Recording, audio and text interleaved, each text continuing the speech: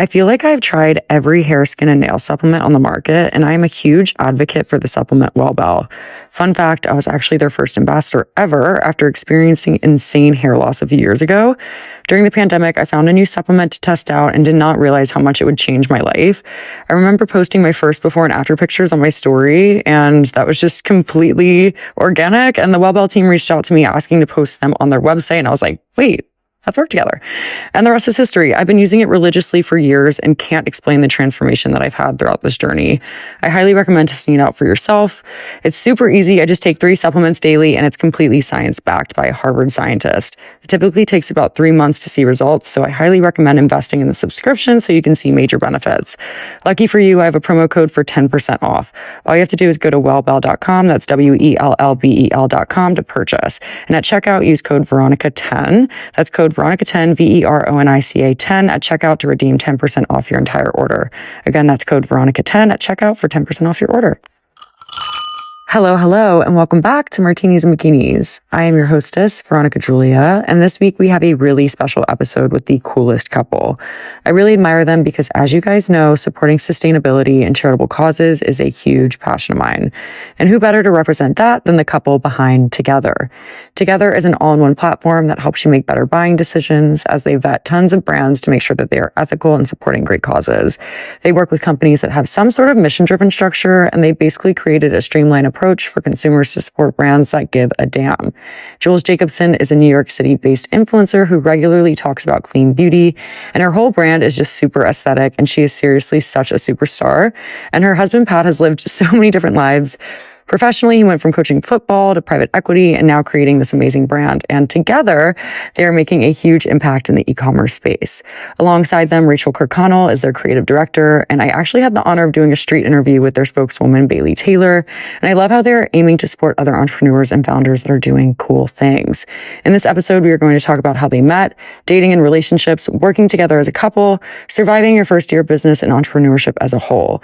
So without further ado, please welcome Jules and Pat from Together to Martinis and Bikinis.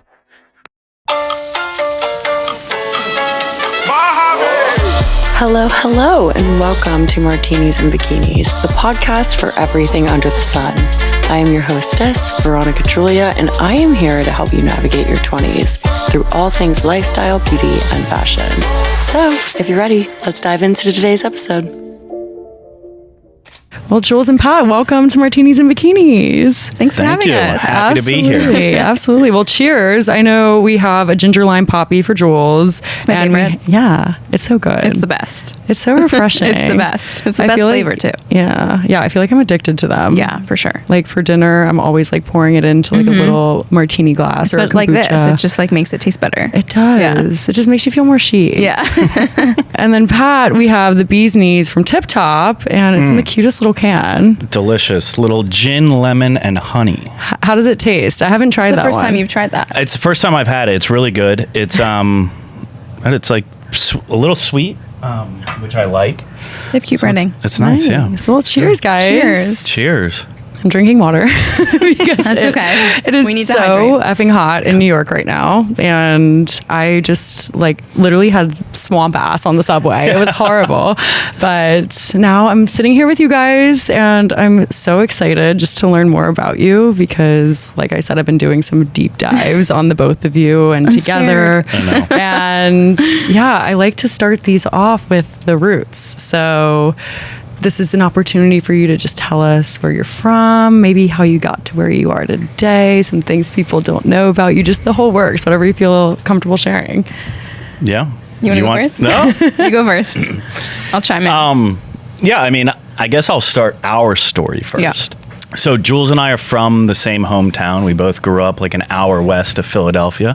We have a little bit of an age gap. We have a 7-year age gap. So we never went through school together. We never knew each other living in the same hometown. Actually, when I was living in North Carolina, though, you were in New York, right? Yeah, I was still in school. That was when we connected, and we connected through social media. And actually, Jules has a brother that's close in age to I am, and I The think real story. a little cyber There's stalking. always two stories. The real story. Okay, I don't even know what you're about to say. I was just going to say, like, we went to the same high school. Pat's 7 years older, so obviously we didn't know each other. That would have been really weird. I reached out to my brother when I found out he was single because he was good friends with Pat's ex. And I was like, wait, I feel like I knew they were together for a long time. And then when they weren't together anymore, I had found out he was single, and that's when I reached out. And then you DM'd You're not me. telling, like, the juice of the story. Yeah, well. Yeah, and then I DM'd Pat. I And love then that. Yeah. It's so funny when we tell that story to people, everybody's like, wait, Jules DM'd Pat? And Yeah. I'm like, yeah, like, I don't know. I made the first move, and I am proud of that. I'm like, you have to do it sometimes. Yeah, I actually saw that on your Instagram, Yeah. and you started reposting other women Yeah. that had reached out first and how they were in these really successful relationships. And I think that's so badass. I love it. Yeah, I don't know. I had nothing to lose at the time. And I also, like, at the time, I wanted to be single, of course. So I feel like in my mind, I didn't care. And I was just like, well, let's just see what happens. And we had this, like, mutual connection of, like, our hometown. So it just felt like, it was like, okay, let's just see. You were also 20 years old. I was 20. Living in Yeah. New York. I was 27, living in North Carolina. So we were like, I don't know, what are we doing? Like, Yeah, like, is this actually going to work? when we started talking, it like, went from texting to FaceTime, and I was like, okay, this is all good and all, but like, are we ever actually going to meet in person? And so the first time we met in person, I was like, I'm driving home this weekend to see you. We'll meet up, we'll hang out, and if like there's a connection, great. If not, no hard feelings. So I drove from Was there? North Carolina to Pennsylvania, and I got back home after like a work day down there. I got back home at like 3 a.m. She met me outside. We sat on the curb out in front of my parents' house, talked for 2 hours, and we were like, okay, there's a connection. Yeah. I feel like it was one of those things, too, where we were like, we're either going to start dating or not because we live so far away. Yeah. Like, the first year, I had to fly to see him. So it was just like, are we dating or are we not? Because if not, then like we're not going to see each other. Right. So who initiated the FaceTime? Because I feel like that's kind of like an uncomfortable I don't- thing for someone you don't really know. Yeah. There are actually two parts to that. One, I remember like all I ever knew or all we knew of each other was like what was on social media. So I remember the first time I texted you was like, hey, like, can we just exchange selfies? Like just thinking like, I want something that like I can see what you're doing now. And then I think actually the first one I sent you is still the photo of me on your Yeah, it's my contact photo for you. Yeah. So. And I was like sitting at my desk in North Carolina wearing a hoodie, had my hood up. Also, this was kind of like not the beginning of social media, but for me to DM him, I had to send a photo. Like I couldn't send a message with just words. I had to send a picture. So I sent like just like a black square. I was like, I'm not sending this guy a photo of my Picture, face. But that's the only way I could message him. So I sent that, and then I think it like opened up the text for like normal DMs, and then I gave him my number. And then we started texting for a few weeks, like 2 weeks probably. And the first time we FaceTimed was your younger brother's Bar mitzvah. bar mitzvah. No way. Yeah, it was my younger brother's bar mitzvah. And your dad. My dad was like, let me talk to him. Give me the phone. I want to talk to him. Stop. Oh my gosh. Did it go well? It went great. Yeah, I here, so I we love did. Jules's parents. I have a Yeah. really good relationship with them. They're like a big part of our life. So Yeah. it's been very positive since then. Yeah. Oh, that's amazing. I feel like Yeah. it's so cool that you guys, it's kind of like the invisible string theory. You both went to the same high school group in the same hometown. Yeah. And then, I think that's like years later- something that brought us together for sure. I do feel like a lot of people are always like hoping they meet somebody within like a circle of like somebody that they know, or not necessarily hoping, but I do feel like it helps that connection grow like quicker, where you're like, okay, we have this like foundation of we didn't know each other when we were really young, but we like have all these mutual people. And It just Right. kind of like worked out that way. Yeah, and I especially love that you were the first one to make the move. Yeah. And I feel like even for me, anytime that I've been in like a long-term relationship or dated somebody for quite a while, it's always been because I've kind of put myself out there. And I feel like there's a lot of people out there, and especially single women that are struggling. Like I think everybody's struggling, but Yeah. Yeah. they're struggling right now, like in the dating scene. Like maybe they're in their late 20s and their 30s. No, I feel like it's so hard. It's any demographic really. Yeah. But I think, I listen to a lot of my friends complain about like how bad dating is. And I feel like sometimes those are the people that aren't willing to put themselves out there. I do So- think like, and I guess I can't really speak to it because I haven't in 9 years, but I feel like it's so hard in the big cities these days. And I feel like a lot of there's just like this game that everyone has to play. And I feel like I don't know. I feel like that sucks, honestly. I think it works out for a lot of people, but I do think it's like it seems really hard just from like the stories that I've heard from my friends too, that it's like, he ghosted me after like 5 dates. And I'm like, wait, that's crazy. Like, just so many crazy stories. So, but we haven't dated in so long that it's like, what is it like? Has it been 10 years? No. 9. Oh my gosh, that's amazing. Yeah, you guys just celebrated your 9th or your wedding anniversary. We just celebrated our 4-year wedding anniversary. That's amazing. Which was 9 years together. That's incredible. And when did you start together? And tell us a little bit more about it. When did we start? We started together 2.5 years ago, maybe. Yeah. Well, we officially launched together in, I think, February of 2022. Is that 2.5 years? 2.5. Yeah. Yeah. I'm like, what's time? But obviously we had been working on it for a while, kind of before the public launch. And I think, it was an idea, and even before it was an idea, Jules and I were like talking so much about like life and what do we want to do? What do we want our relationship to be? How can we try and design like the life that we want? And like, when I was living in North Carolina, I was there for work. And then I moved to Washington, D.C. I was there for work. And then COVID hit and like everything changed. And actually we did long distance for 5 years before we ever moved to be with each other, which was COVID. So then we started experiencing like living together. And, I don't want to say like, oh, it was amazing. Like it was amazing. I loved every part of it. But then we were like, all right. And I was working a job where I was traveling 3 to 4 days every week. And we were like, we don't want that for our relationship and for our life. So we started kind of bouncing around ideas of like, hey, what kind of company, what kind of business could we start? And, I think we see a lot of, influencers, creators like launching merch or a brand in that. And like that just didn't connect with us. Right. Yeah. So then we had the idea for something that would we thought would have a social impact, like a philanthropic side. And that when we started having that conversation, we're like, all right, this is starting to resonate. So, but yeah, together it's a digital media and e-commerce platform built for today's conscious shoppers where they can discover and shop from brands that give a damn. We say brands that give a damn because we go through a vetting and curating process to make sure that all the brands that we're working with have some sort of social cause behind it. I love that. That was a big part for our founding story and tied to us personally. Definitely during 2020 and some of the cultural things going on in the world, and Jules being a social media influencer was getting DMs all the time saying, how are you using your platform for social good? And not that she wasn't doing anything, but it was a hard question to answer. Mm-hmm. So we said, how can we try and build something that we're directly giving back? And it's been good. So that's incredible. So Jules, you have an incredible following on social media.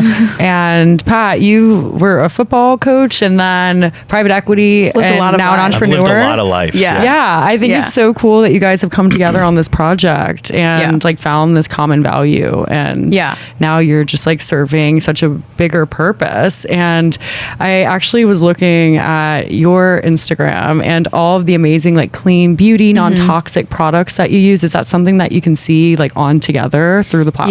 Yeah. So a lot of the brands that we vet, I think a lot of people think of Together as a sustainable place or a place to find a lot of sustainable brands, which is true, but it's it's so much bigger than that. And it's brands have to have a mission. And one of those is we try to vet brands that have clean beauty, and we try to, the word clean gets very misconstrued because I don't know how to explain it, but I guess clean isn't technically it doesn't really mean anything. Right. So you really have to be careful with the brands that say they're clean, because a lot of them say they are and then they're not. So we do really pick out brands that are clean and they mean it, and we verify those products. So that's kind of I think where we're leaning a lot more towards going forward too, is finding more brands that really vet the products and the ingredients they use. And we want people to be able to come to us and find like not just those brands and products, but like ones that are cool, like ones that are, we always say like sexier and just like more fun and not like crunchy and granola. Like that's not really where we see together. We see it as more of like our generation, and like, you know, coming from me who started with Pat the brand, it's like I started this because I love the company and like I want it to like represent me and us and like things that I would actually buy. Yeah. Yeah. That's incredible. So it's funny because I actually have a swimwear line. It's completely sustainable. Oh my And we gosh. get proceeds back to natural disaster relief. Let's get it on. Yeah. Well, I think do that's it. like so interesting that that's the type of brands that you support. Let's say I wanted to work with Together. What would that process look like and how would you go about that? Yeah. So definitely like finding, vetting, and onboarding new brands is a big project for us, and it's something that's always ongoing. We have a lot of like inbound from brands that want to work with us, and you know, we will always say that every brand that we have onboarded or worked with, we have always met like a founder or like a decision maker from there. And that is always like the first step for us. Like, you know, I want to have a conversation with you to make sure that like when you say sustainable, do I actually believe that? Is that actually like something? And I think that is tied to like the greater like greenwashing that we're seeing. Yeah. Now we see, you know, companies that we know are not sustainable, but they're putting words that lead people to believe that they're making a positive impact. Right. Yeah. On that side. But so that is always like the first step is like, hey, great, I'm glad you reached out. Let's have a conversation. We want to learn more about you.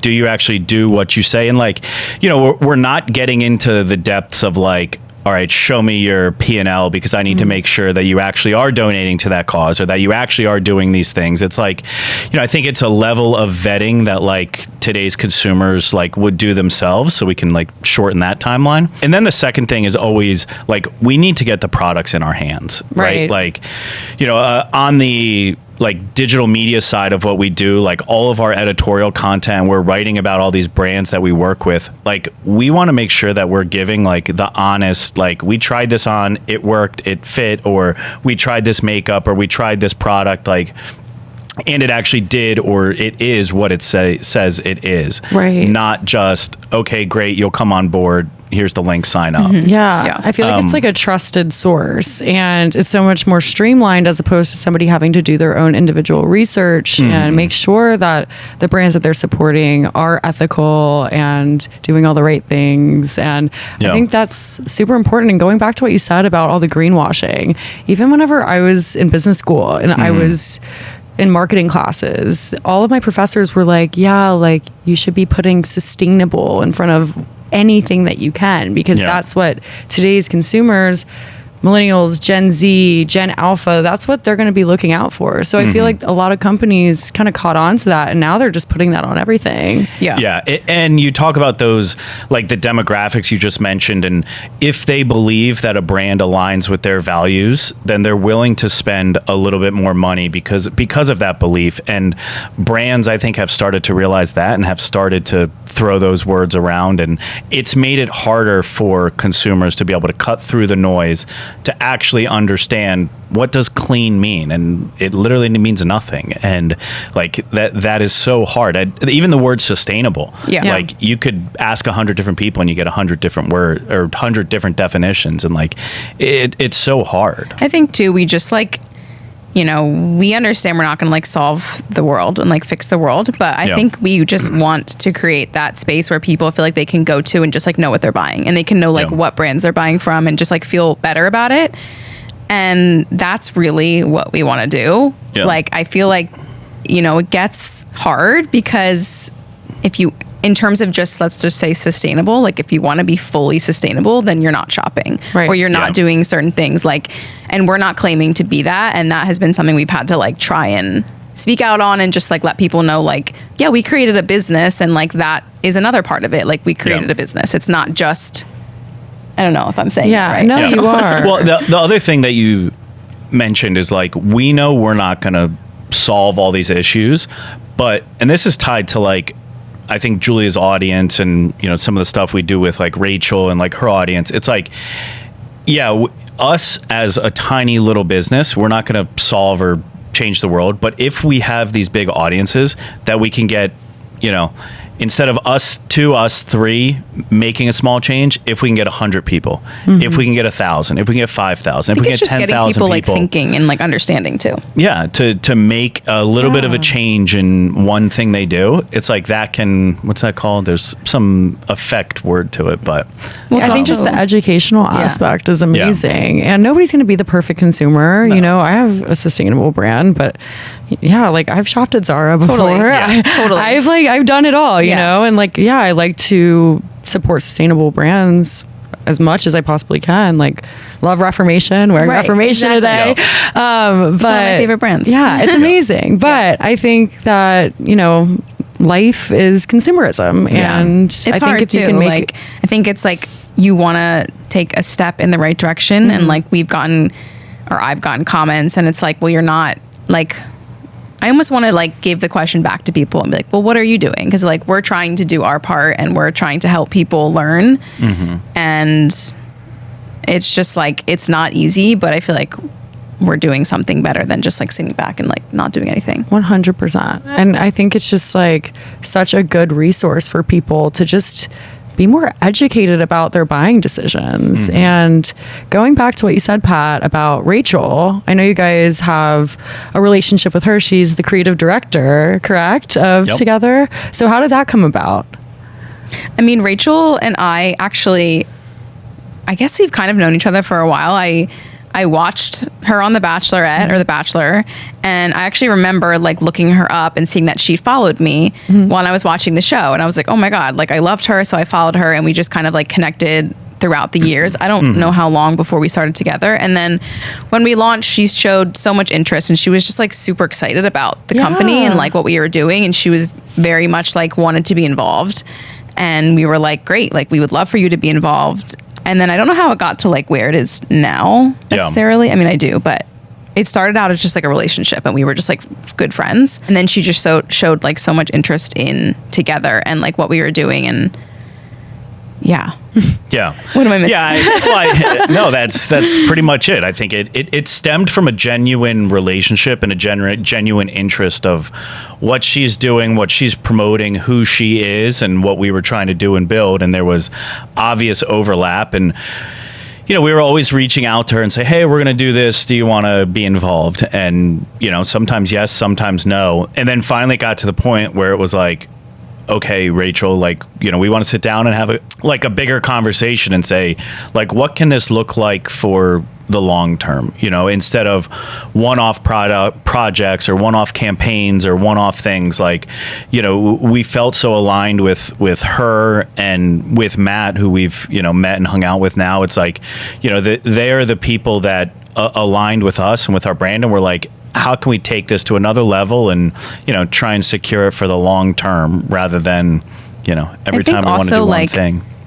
We recently started to see this trend of businesses kind of intertwining with, I don't know, just other business people and like making their company look and feel different. And when we introduced Rachel as the creative director, like when we brought that idea to her, she was so excited about it. And we were like, this is really cool, because like we've started to see brands do that in other ways or in like similar ways. And we were like, well, we should do that with Rachel, because it just felt so right. And she was so interested. And we were like, would you want to do that? And she was like, yeah. She was like, I'd love to do that. So we were like, okay, this just makes sense. And it kind of just like flowed from there. That's incredible. I loved watching her on The Bachelor, and I love her. And she's like the sweetest person too. She's like such a genuine human being, and we just like love her. She's like perfect for the brand. Yeah, I love their like food reviews too. Yeah, I'm always sending them foodies. To people. Yeah, it's so adorable. But I think it's great that you guys found this symmetry with Together, and I think it's incredible that you've developed this great partnership from it. Yeah, but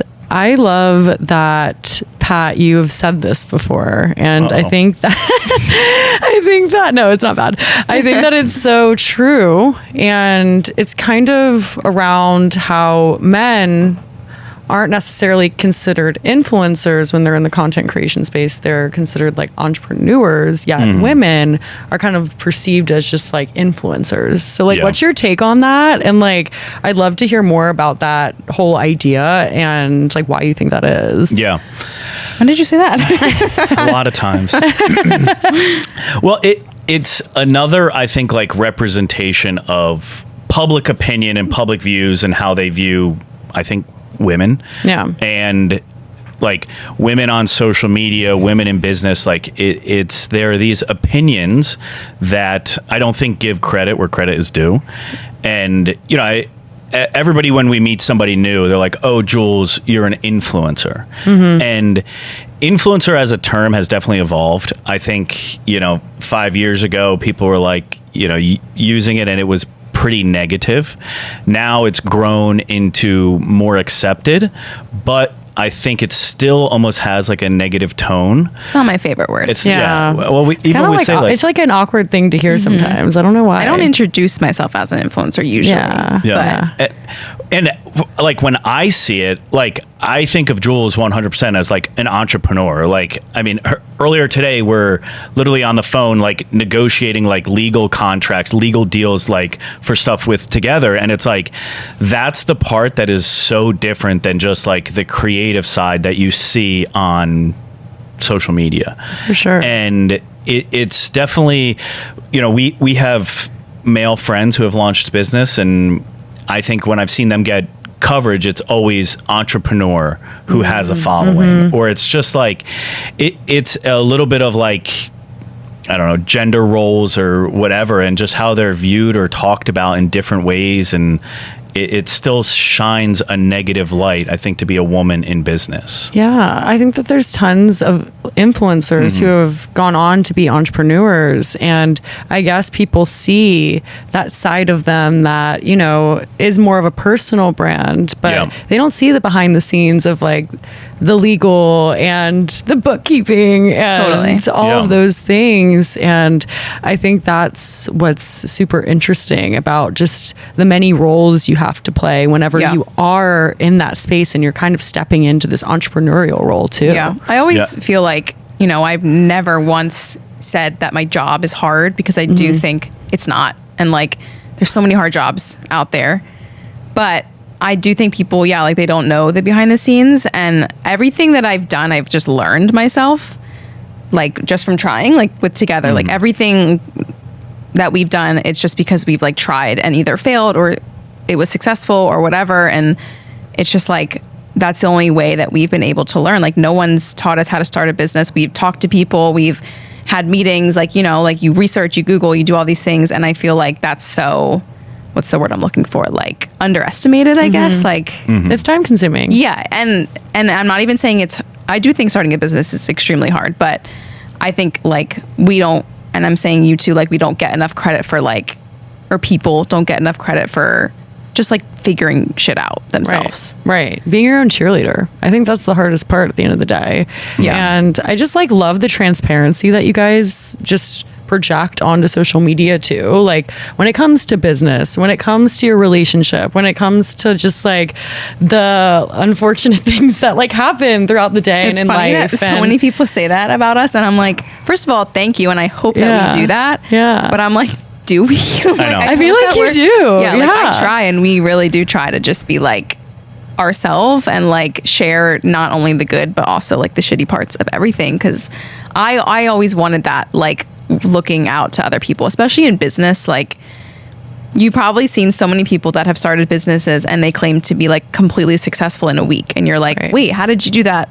And they don't talk about it, and then like that business is gone, and then you're like, well, what happened? Like, and I want to know, because that could help me or other people.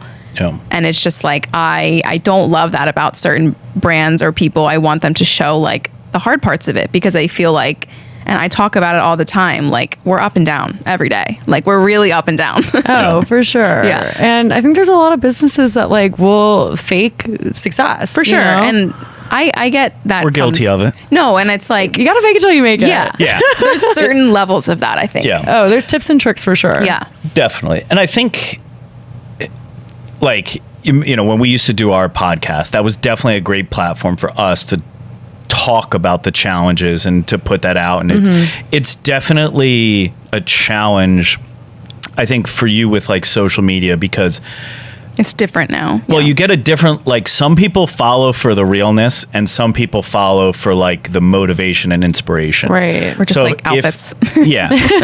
Well, inspiration then. Yeah. But Super cute outfit. If you're somebody who is like, always putting out the real and the hard, then you kind of lose the other side of the motivation and inspiration. And like, you've got to have a balance. Yeah, it's hard to do both. Yeah. Or all of it. Yeah. No, and I feel like you guys have like definitely found that happy medium of just like sharing like the raw and also just like celebrating your success. And I think that's super important. Oh my gosh, do we celebrate our No, success? we're actually really bad. We are not good at Really? celebrating success. Oh my gosh. No, he's probably better at it than I am for sure. We're I feel like a lot be of like, these "We're other so like fucked startup up." brands that we see, and they're like, today's our 2-year birthday, and they like celebrate it. I'm like, Yeah. I don't even know what We our haven't like, done that. birthday is. Or I like, know. I do think about that. Yeah. I was thinking about this actually on the train ride over here, because you get so caught up with like certain metrics with what success is. And I think this is probably with like everything in life. And like, Definitely. I'm somebody right now who like, when I work out and like my fitness, it's like, cause I want to hit a certain goal on a scale,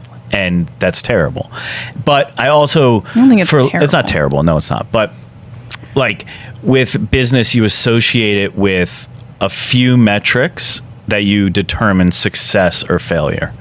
When in reality, like, since we've started this business, the amount that like I've grown is astronomical. Like, I've done some stuff that I'm like, I could have never done that. And like, it doesn't always work out perfectly. It doesn't always, the people on the other side of the contract don't always agree with us. They don't always pay their bills. They don't always like whatever. And like, that sucks. But when I take a step back and I'm like, success we should measure in other ways and celebrate the small ones. Yeah, it's hard. Yeah, it's hard when you're goal oriented, right? Because whenever you do reach a certain accolade, it's always like, okay, we need to work towards the next one. Yeah. I think that's like the world we live in today too. And I think I've realized this about myself, and I want to blame social media for this so bad, because I feel like when you're watching it and you're seeing everyone's success constantly, it's like, okay, it's not enough. Like, what we've done is not enough. And that's like an issue I think that I deal with more than Pat, for sure. It's just like, you see someone, they succeed, or you think they have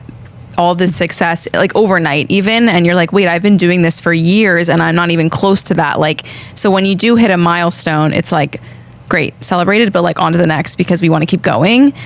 And like, I love that mindset. I do. I don't think it's bad, but I do think it can be toxic. Yeah. And I think it's really normal. I don't know if this happens with you guys. You like hyper fixate on like the bad parts of something. Like, I just had a runway show in Miami with Crew sunglasses, which is like an iconic New Orleans brand. It was like a huge thing for me. Yeah. But one of my model's shoes fell off during the runway. And I was like, for days, like, that's why all I could me? think Or, like, about. yeah. And I'm like, oh my gosh, 5 years ago, I would have been like, hell yeah, Veronica, Yeah. that's Totally. awesome. But for some reason, I was so fixated on like that one little thing that went wrong. So I don't know if that's something you guys can relate to. I mean, constantly. Yeah, constantly. Not even just it's in like work, the like- things that are wrong or broken, or like, that's what you focus on. And that's where you spend time when like, we recently started working with like a PR agency, and we start kind of like giving our pitch and telling her this and that. And then we talk about our contacts and who we can do some stuff with. She's like, oh my gosh, like, this is amazing. Like, so positive. And we like sit there, we're like so down deep in the weeds that we're like, oh no, like, this is terrible. Like, we're like, you just miss like sight of the good because you're so down in the weeds, and yeah. it's terrible. Yeah. Yeah. How has it been like working with a PR agency? Was that something you would recommend to other business owners? Yeah, I mean, we're depends. super brand new into it. It's somebody on our team, we were talking, and one of their previous roles, they talked about like PR being a luxury. And we're kind of in a position where we're like, what can we do to try and like amplify our reach, amplify our brand, like get our name more out there, but also doing some other stuff with this PR agency. So it's like yet to be determined yet. Yeah. I also If think it's like, in terms of PR, it's about like the person and who you know. And I feel like right now we have found someone who we really, really like, but we have had experiences in the past of getting quotes that I feel like are just astronomical and crazy, and like not getting a return on anything, kind of. It just depends. I think it's with everything, it's about the person and who you know. And I always say that about like management, like as being a creator too. It's just like, if you have someone on your side who like really cares about what you're doing and who's like actually passionate about it, it'll be worth it. Yeah, absolutely. I feel like I've heard like mixed reviews. So I think it definitely depends on the person. But I feel like you guys are doing like some very unique PR marketing strategies on your own.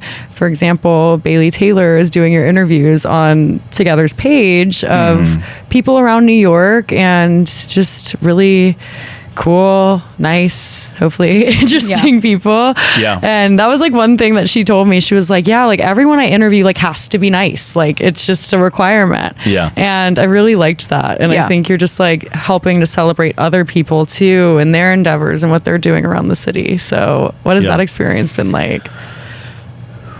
Do you want to answer that? I mean, I was just going to say it's exciting to share other people's stories too. Like we always want to highlight founders and like new founders, because we feel like we're still that person too. Like we have only been doing this for a few years.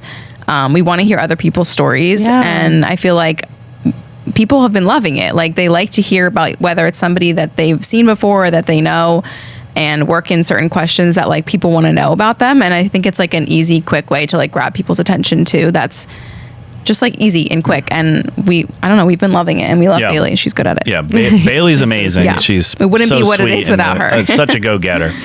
But and I think brands collectively, there's such a like evolution into like IRL right now, right? Like brands have to meet their consumers where they are. Brands have to, be doing more out with people.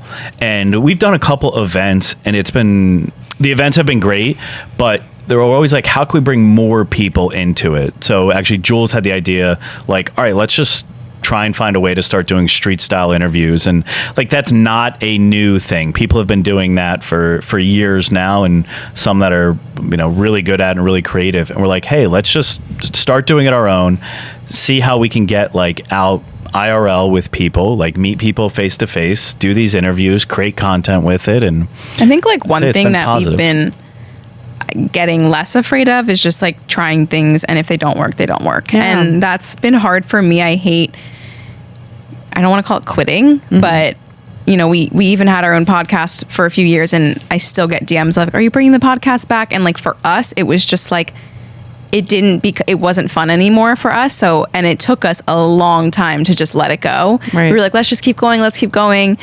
And that was a huge learning lesson for me, because we stopped it, and I won't say we would never do it again, but it has brought up opportunities for us to do other things and just like put our time and energy where like we feel like we want to, and that it's worth it. And that's by just like saying no to something and just being like, we don't have to do that. We don't have to do everything.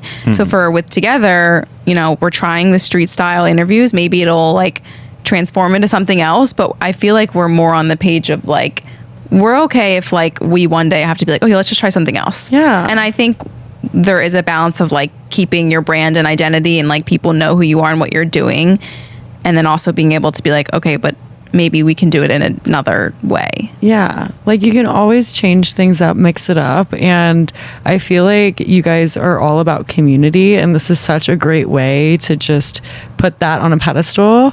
So I think it's working. It's working now. Glad to hear it. I think like any other ideas that you guys come up with are going to be incredible we'll see. too. Yeah. But I think we all know those people that kind of just like hop from business to business. One doesn't work out and they like start a new one. That one doesn't work out, they start a new one. I don't know if you guys know anybody like that, but I have like a few people that I'm thinking of personally. I'm so incredibly proud of them. I think that takes like a lot of resilience, but I think it's really amazing to see brands that can make it past that 1 year mark. And I would love to hear your tips on how you guys were able to achieve that and more. Oh gosh. Loaded question. No, I honestly think what Jules just said is like one of the best tips is like not being afraid of failing. Like you have to take risks. You have to try something. And, even with like the interviews with Bailey, like we went into that very slowly. And we're like, all right, we're just going to do it. And we're doing it. And it seems to be working. So we're going to keep doing it.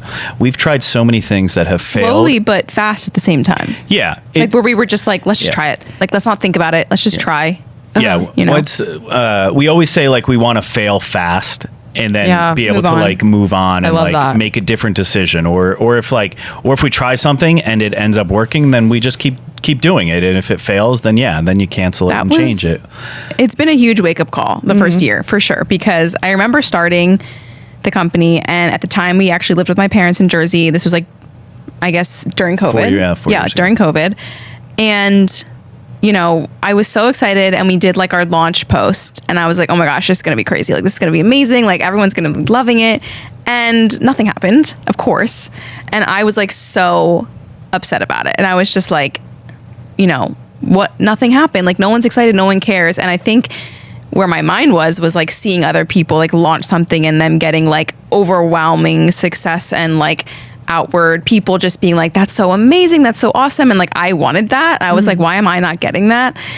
And then the brand has shifted so many times since then, and I feel like in the beginning, looking back now, I'm like, I don't know if I would have been able to handle like truly all of the shifts without Pat, because I would have just quit. Like, I would have just been like, okay, it's not working, it's not meant to be, and I would have moved on and been the person who just like started something else. And I feel like now looking back, I'm like, I do understand what it takes, and like it's not going to be like this overnight thing, and I don't even really want it to be, because I do think that like all the success we've had is like just from realizing that it's not overnight, and realizing that it takes effort and time, and like things can fail, and then you just move past them somehow. Like, it's almost like, I don't know, when I think of it, I think of like when you fight with a sibling and you're like, okay, I really don't like you right now. And then you like just one day, and then like the next day you walk into the room and you're like, okay, like we're siblings, we're fine. Right. And that's like kind of what it feels like to like run a business. Yeah, absolutely. If that makes sense. Does that make any sense? No, it did. Okay. It did. I actually took German in college, and I had this German professor explain what like German people were like. And he was like, yeah, I lived with this guy, and we had this like really intense, heated political debate. And then we were screaming at each other, and then we went to bed. And then next morning I woke up and we were like making each other coffee and breakfast. And I was like, yeah. Oh, well, it's kind of like with Sounds business. nice. It's Yeah. like if you want to keep going, then you have to just get over those things. And I wouldn't say I do it quickly. No. Depending on what it is. I wouldn't Yeah. say you do either. No, but there is a point where it's like, okay, you just have to keep going if you want to keep going. For and sure. like that's I feel like what we've done so far. Yeah. I think like the number one like bit of advice, it has to be like to have grit, right? Like being able to persevere, to keep going through challenges, through hurdles, because there are so few, regardless of what social media says, there are so few overnight successes. There's so few, like Well, that's nothing in very business true, though. is a silver bullet. Like you're not going Regardless to be of what like, social media says, which Yeah. is hard yeah. Right. because that's what you're seeing. Well, that's definitely the expectation. Like that's what you Yes. hold yourself to. And then, you know, we do our launch post and it's not as good as somebody else's, but and we always, you know, try and think of things in perspective because we always compare ourselves to like the best of the best. And I'm like, yeah, we're not the best of the best, but we're not the other side of that. You know, we're not the worst of the worst.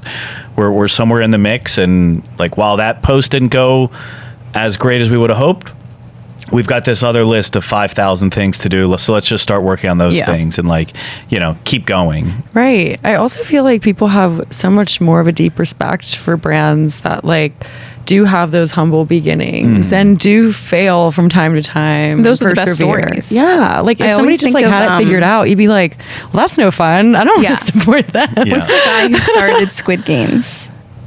You know his name? Like I don't know if The guy who wrote the he story. wrote the story. Yeah. And Kinda he wrote like the pitch. pitched it for 10 years and got no's for 10 years or something. And then like I finally got a yes. And I'm like, oh my God, I would have quit after year one. Like 10 years of just being like, no, this sucks. And then like, and then it was the biggest show on Netflix or whatever. And I'm just Right. like, that's an amazing story. Like just you keep going and whatever. And it's like, you don't really hear about those as much as you hear about the stories where it's like, overnight successes. Right. Yeah. So what is it like working as a couple? Because I actually just had Sif Heider on the podcast from Array, Yeah. if you guys are familiar with Array. Yeah. And she was talking about how it's like so great that her and Nish work together because he fills all of her blind spots. And like they kind of have these different skill sets that come together and like make this really beautiful product and business. Do you feel like that's how it works for you guys, or is there like a little bit of a different structure I'm when just it comes to laughing because business? Do you want us to be real? Yeah, or no? be real. Be real. So, First of I'll all, I would answer love to first. talk to them. Yeah. Yeah, we'll set it up. Will you leave the room for my answer? No, just kidding. So I think working with my wife, it's definitely a little bit of what you just mentioned. There's stuff and skills that Jules has that like I 100% do not have, and vice versa. There's stuff that, you know, I can do or I want to do that she's like, no. Yeah. So being able to like fill the voids of each other's shortcomings in that, like, absolutely. I think being able to like work together with, you know, my wife, it makes the highs like higher and it makes the lows like not as low. I think some of the challenges that we like experience working together is like we do everything together. Right. Yeah. And that's something people don't talk about enough whenever they are in a partnership and in a business relationship as well. And doing it in That's a the hardest 1-bedroom apartment in New York makes it, yeah. And like, you know, honestly, some days we'll finish the work day and like, if things are good, great. Like we're very excited. We're happy, like good work day, you know, and then it's like, well, what do you want to make for dinner? You know, or the flip side of that is if there's like a challenging finish to a day, then you're like, oh, what do you want to do for dinner? It's hard to You know, flip and the then, like, switch, essentially, Right. from depending on because how the there's day so went. much overlap with our lives. Like, you know, we always give the example when we did long distance, like after a work day, we'd call each other and it was like, how was your day? What'd you do? How was work? And like, that was a good way that we would catch up and talk. Now we finish the work day and I can't be like, how was your work day? Like, because I was there for the whole thing. Like, Right. you kind of miss out on like being able to talk about some stuff. And we also have to remind ourselves a lot that we signed up for this. Yeah. Like, we Yeah. made the decision we chose that to do we it. want to Yeah. do this. And this is us designing and trying to build our own lifestyle. And this is what we want. Yeah, I think, well, first of all, it's not for the weak. Yeah. Like, I wouldn't recommend working with your spouse, honestly.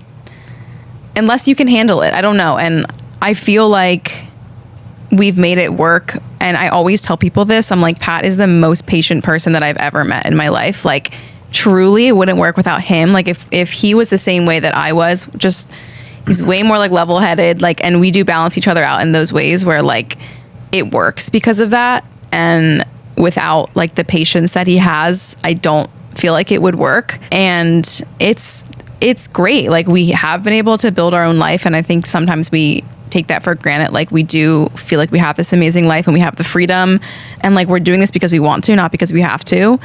I think sometimes we forget that, but also, yeah, it's like after a work day, no matter what, it's like we have to remember that we're married and we have to be like, okay, we have to put this aside so that we can like be in a relationship too and not just be like coworkers. Right. It's Are hard. there like ways that you found to like separate those two things? Like, are there like times that you don't talk about work? Like there's like a cutoff time. I've like heard of like so many different like things that people do just to like make sure that they like stay sane. I don't know if there's like specific things. Yeah. We definitely don't have a cutoff time, Yeah. which we probably need because Yeah. I'm like, I wake up in the morning and if it's a work day, I think weekends we do better. But like if That's it's good. a work day, if it's a Monday morning, I'm like, I'm ready to go. And I'm like, what's up? What are we doing? Right. And he's a little more like, I need my like morning to like do, and I need that. I just don't like take it. But I feel like one thing, and this might sound dumb, but like anytime I travel or like if we travel together, it's always better. Like we always feel like we can like relax more. Right. I think we do need like separation, and I think that's normal and fine. Like I'm actually going away tomorrow, spending time with friends, and I feel like it's just good. Like it's good that one of us goes away and we have like full days apart because we really don't have that. Yeah. We travel together for fun and we travel like for work together.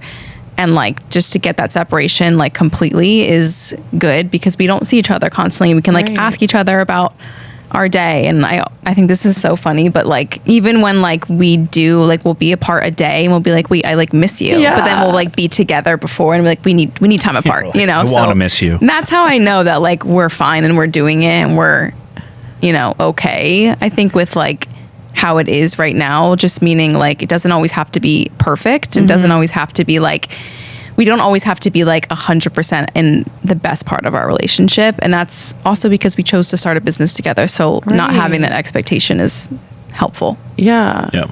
I also think like everyone needs solo time. Yeah. I was just with like 3 of my friends and my mom in Miami. We were like all staying in the room together, like pull out couches, like the whole shebang. And I was like, I love you guys, but like I have to go. Yeah. Like this is getting to be too much. So yeah, I think it's like totally healthy, normal human to like need that alone time. And I think it's good that you guys like are like in this position of like being in a romantic partnership and in a business relationship, because you're doing like the hardest thing that anybody could probably do within a relationship as far as like career and lifestyle goes. And like if you're able to make it through that, like you can literally make it through anything. Yeah, that's how I feel. I was gonna ask you, what do you think we do to like break it up? If there's anything I missed besides separation. I think the only, because like we do work from home and like, you know, our home is our office.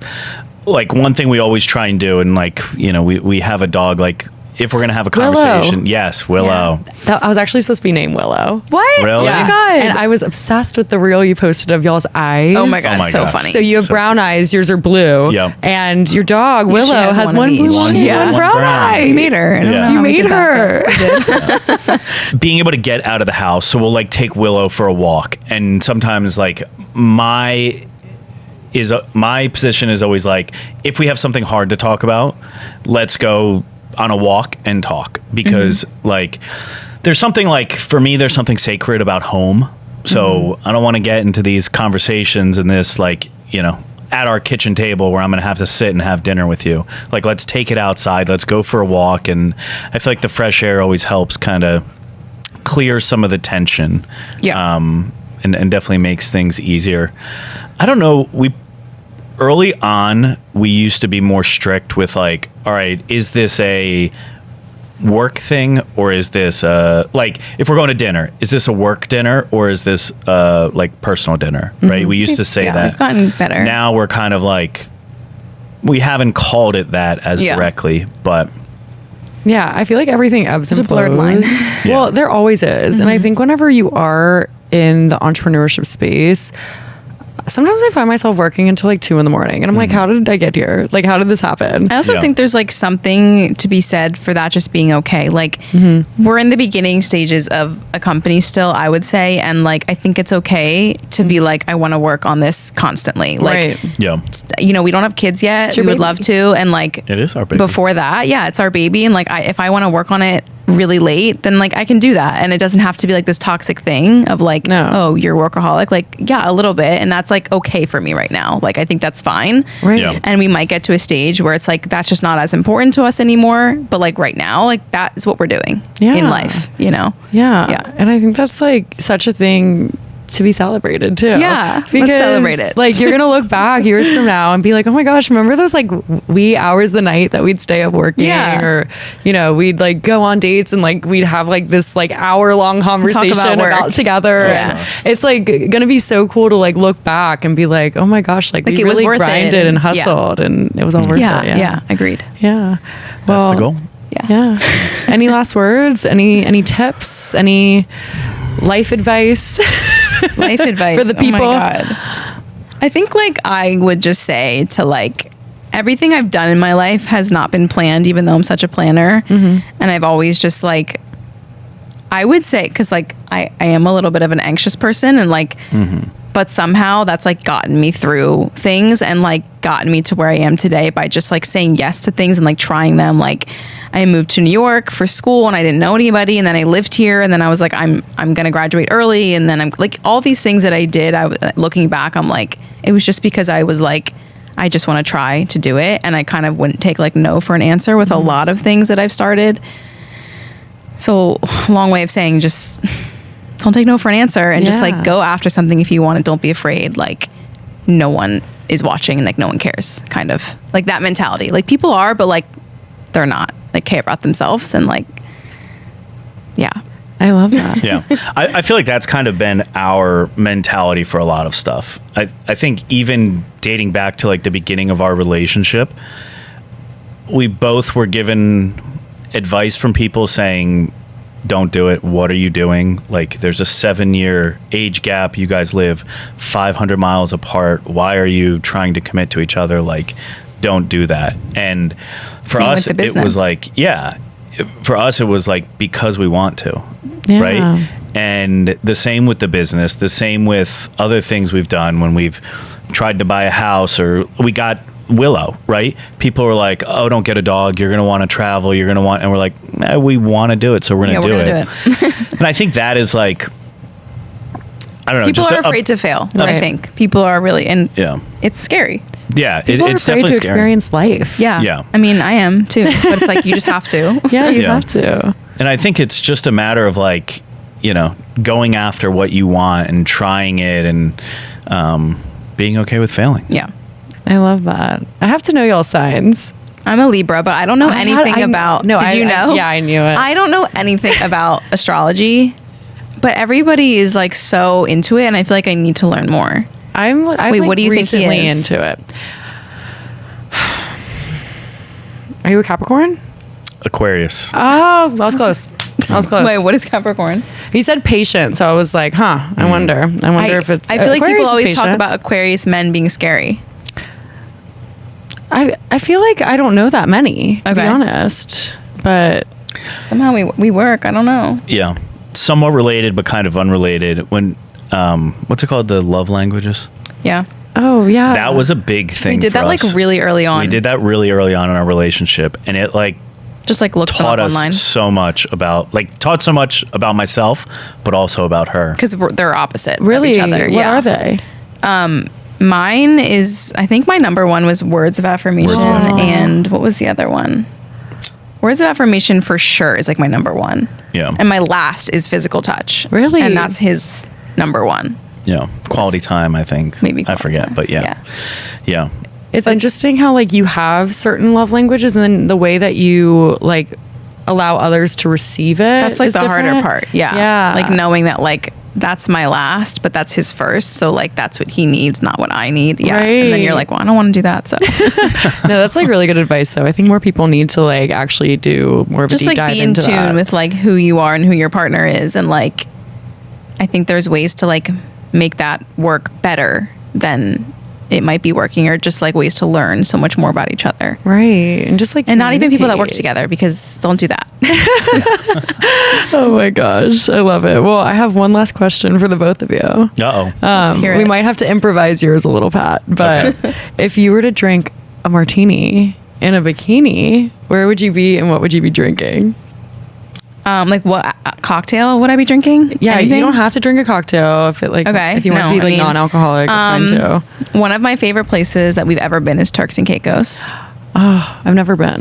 That's the one I was gonna say. So I would be there because it's like a dream and I love it so much. And my favorite like alcoholic beverage, I'm just gonna say that because like I would be drinking an alcoholic beverage there, is probably like a spicy margarita. Ooh, yum. A little tahini rim. Yes. That's like my go-to. I love it. Spice. In a teeny bikini. Yes, yes. Bikini. Teeny for sure. Teeny. Yeah. I love it. Okay, maybe some swim trunks. Yeah, swim trunks. No, wear a No, bikini. That would be so cute. We were at the beach. We were at the beach this past weekend for July 4th. I wore a full long sleeve hood up. Yeah, he can't be I in the gotta sun. avoid the sun. My He gets Irish, so- my Irish yeah. skin does not do good in the sun. But Another opposite. yeah, I was gonna say Turks and Caicos, What would you be which I drinking? guess we didn't talk about that. Oh, I but know what you'd be drinking. I was gonna say when you said Turks and Caicos, we took a trip to Switzerland. Ooh. 2 years back, 3 years back, and we both have said it was like our favorite place in the world, and I still think it I have is. a better one for you. Okay, let's Can I hear what say it? your answer for what Because you I love want. this. Okay, I feel like Pat would be upstate or in the mountains somewhere drinking bourbon on the rocks. I kind of love that. wearing a flannel by Yeah, a like campfire. that's his actual favorite thing to do. A little Yeah. mountain man. Yeah, But you can say what you were Yeah, going you don't have to be on the beach. You could be in swim trunks in the Yeah. It's true. You are in a bathing suit. I forgot You can that. be anywhere. I'm like No. in a The flannel. world is your oyster. In a flannel, drinking a beer. Yeah. It's No. okay, you're yeah. exempt from the question. But no, this was so fun, guys. I loved getting to learn more about you. Your Oh my God, thank you relationship for having us. It was so much fun. And you. I just appreciate y'all for being really real, because I feel like a lot of people like will go on podcasts and just like kind of give this like fluffy response answer to like whatever the question is. And I feel like you guys just got like really raw and genuine today. And like, I just appreciate it more than you know. Thank you. And yeah, I'm just so excited to like keep supporting together and you. to see all the amazing things that you guys do. Amazing. Yeah, Yeah. thank you thanks for very having much. us. We appreciate it. And let's get that swim line Yeah. on Oh, together. Yeah, Yeah. we'll chat. Yeah, We'll chat. I think that'd be fun. Yeah. But yeah, cheers, guys. Cheers. Cheers. This was amazing. If you like this episode, please feel free to like, rate, and subscribe to Martinis and Bikinis on Spotify or Apple Podcast. I'll love you forever, and I'll see you next week. Cheers. Bye. Cheers.